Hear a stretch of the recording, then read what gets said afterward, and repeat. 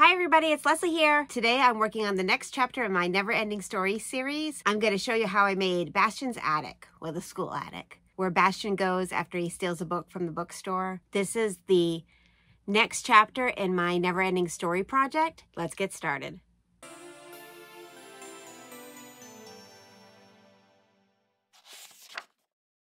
I'm going to be making multiple dioramas in this series, so I'm not looking for a huge attic. This is going to be kind of an attic nook.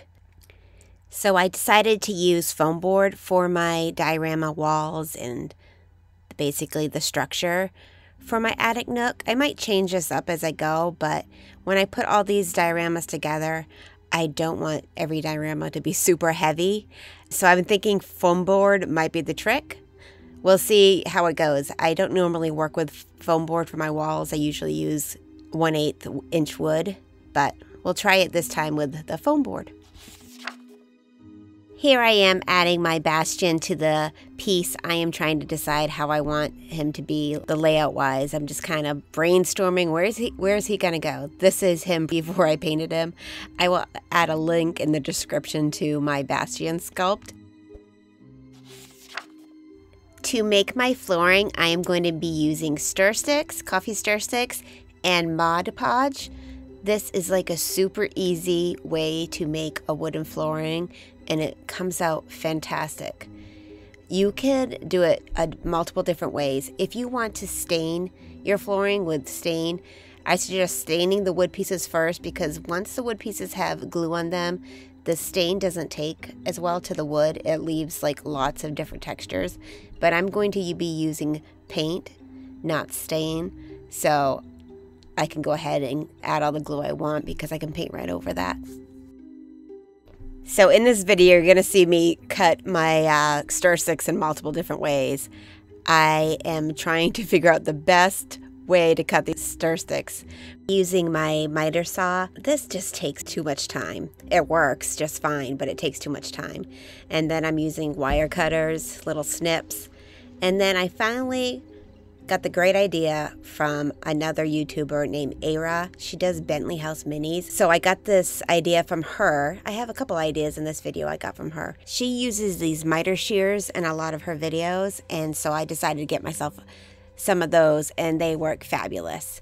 I'll add the link in the description as well to her YouTube page. She works with miniatures and she has lots of great ideas. Once the Mod Podge is all dry, I am going to add some watered down brown paint to the wood. This will resemble a really cool stain. And then once that brown is all dry, using my hair dryer to help it along, I'm going to add a dry brush of black. This is an old attic, so the dry brush of black will give it a really dingy, grimy feeling of an old attic that's been around for a while. I don't want everything to be dark and wood, so I'm just going to give it this like old stone-like texture using joint compound. I took a pause from the back wall for a bit. I want there to be a window in the back wall, and I don't know exactly where I want the window at this time. So I'm working on one of the side walls. I want the side walls to also be made out of wood board, but I'm using a thicker wood board at this time. I'm using popsicle sticks for this wood board. I want it just to be different from the flooring. I decided to also add the joint compound to the side walls. I wanted there to be like a little spacing between the wood planks. Maybe this would be where the insulation, you could see insulation, or just the walls aren't completely finished in the attic. Then I added some more spackle to the back wall.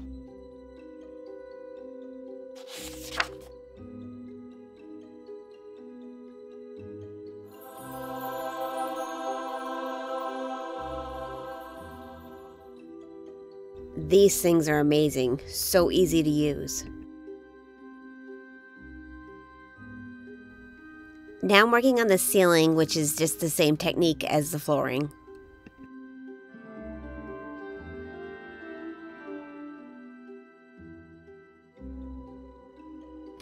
I am a super messy artist, so I love to keep baby wipes handy while I'm working. My attic ceiling is going to be angled with some cross beams. I made 2 little portions where they're angled. It kind of looks a little funny right now, but I'm adding in the little angles, and then I'm going to add the center wood where it's flatter. So I did it in like 3 sections. So I put the angled pieces in, and then I added the flat piece in the middle, and then I'm adding some cross beams. I'm painting everything again with a brown wash, just like I did with the flooring. Here I'm making a bookshelf. This attic needs a bookshelf for some old books and maybe chemistry supplies or whatnot. I am making the bookshelf out of balsa wood and popsicle sticks, and I'm gluing everything together with craft glue.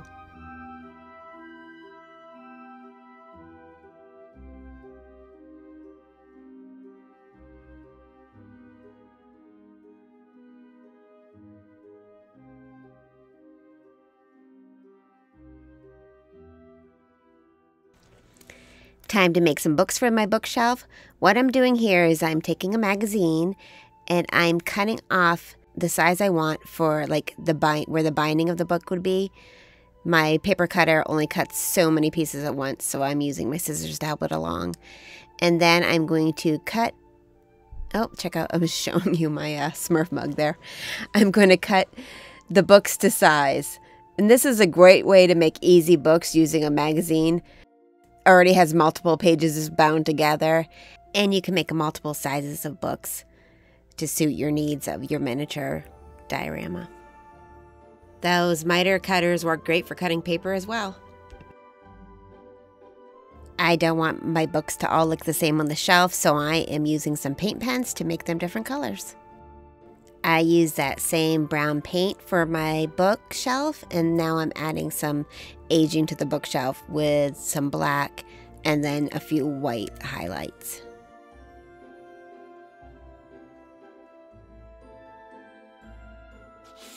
I decided on my window placement. At first I'm going to go with this curve window structure, but I change it up as I make the window. But I decided to make the window basically kind of centered to my diorama. So here I used a paper that was cut out a little larger than the hole I actually cut out of the window, and I'm making a frame for it. I made the frame using coffee stir sticks and toothpicks, and then I'm also making I guess just windows, but they're the kind of windows that open. I guess all windows open. The kind of windows that open to the side and you can leave them open. Kind of like shutters, I guess. But I don't know if there's a different name for these windows. But they open from the inside instead of slide up and down like the windows we have today. Here's that brown wash again. Basically, I'm using that for everything. But it's an old, dingy old attic. It needs to have like old, dirty wood.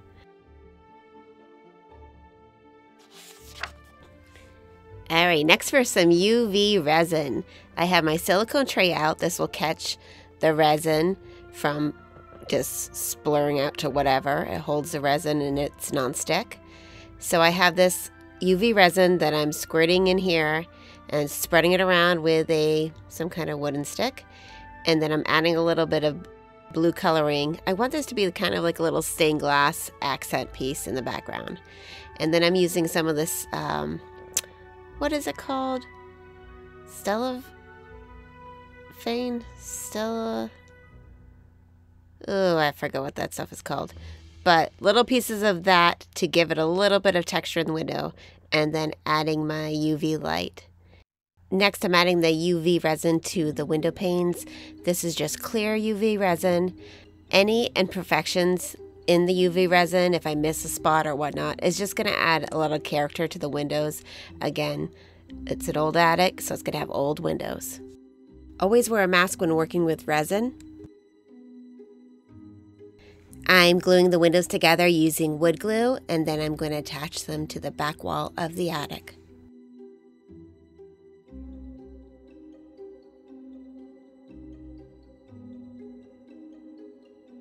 Next, I'll be showing you the different items I made for the diorama. This is my super cute needle felted teddy bear I made. I will post a link to his video in the description. Here's another thing I learned from Bentley House Minis. These are miniature cardboard boxes. I'll post her YouTube page in the description, and she does a great job explaining how to make them.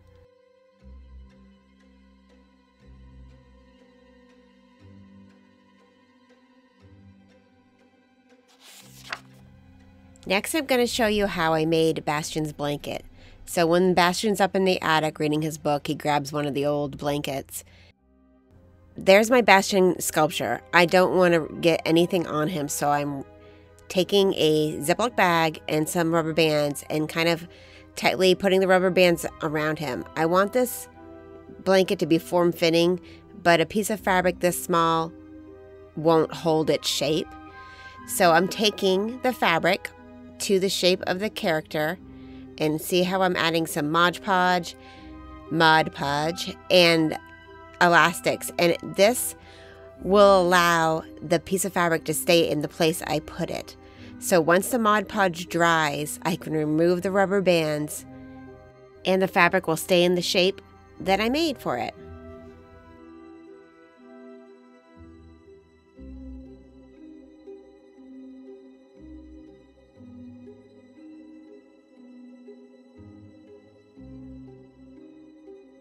A few moments later. So now that it's dry, I pulled off all the rubber bands and then removed the fabric from the plastic. And now the blanket fits perfectly to Bastian. So in the book, it is written that the blanket is a army gray. So I'm going to paint this blanket, which is now a navy blue. I'm going to add some gray paint to it. I mixed some black and white paint together along with some more Mod Podge, just to like hold everything in place. And if I missed any parts of the fabric with the glue from the rubber bands, there's a little glue in the paint now. So in the book, it describes a skeleton hanging from a coat rack. I bought this skeleton maybe at the dollar store, and he was a little too big for the diorama.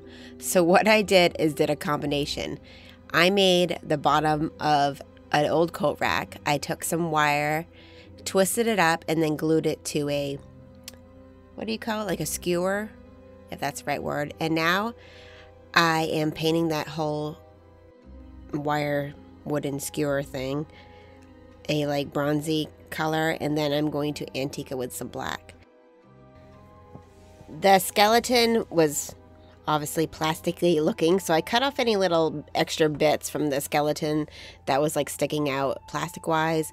And then I'm just aging it a little bit. I'm adding my own coloring to the skeleton just to give it a little more like attic aging. So then I take my skeleton coat rack combo and hot glue it together, and then I'm going to add him to the diorama in the back corner. Here is a chalkboard that I made for the diorama. I made him out of balsa wood and coffee stir sticks. I'll paint the chalkboard area black and then add some chalk dust to it because it's going to be a worn out chalkboard, and then add some stain to the sides as well. And this will just be another added piece for the diorama.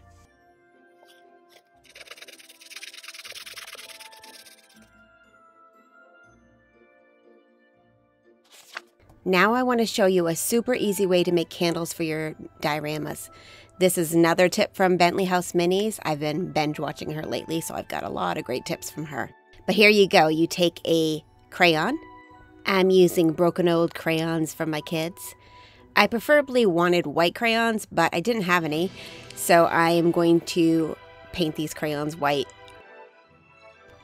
All right, peel the paper off, place them down, take your hot glue gun. I'm not using the hot glue at all. I'm just using the heat from the tip of the hot glue gun. There's just happens to be hot glue in my hot glue gun at the time, but I'm pressing down on the crayon to make the little indentation of the candle. And then, hard to see, but I'm pressing the tip also on the sides to melt the sides of the crayon to give the look that the candle's been burning for a while and the wax is melted down the sides. And then I just wipe off my hot glue gun. Easy peasy. As you can see, it's an old hot glue gun anyway, so I'm not going to ruin the glue, and it's easy to wipe off.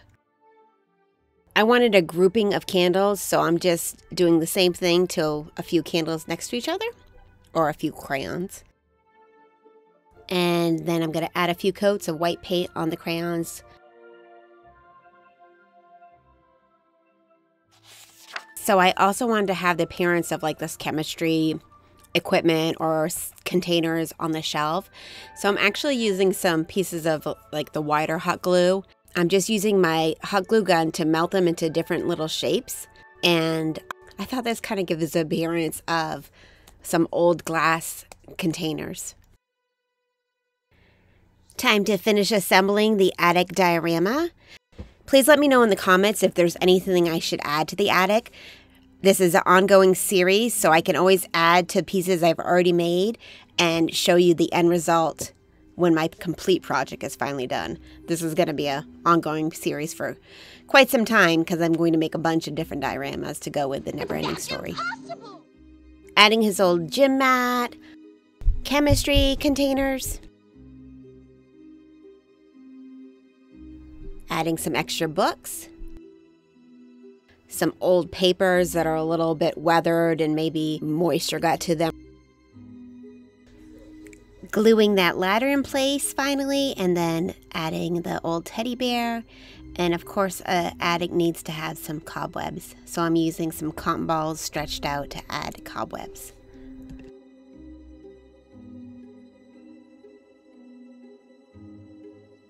I made some old maps, quickly just rolling up some paper that was like a manila color, adding some dry brush of brown to it just to make it look dirty. And then I placed those in. And then, of course, he needs an apple for a snack. So I just made an apple out of colored polymer clay. And then I cut a little piece of toothpick off to make the stem.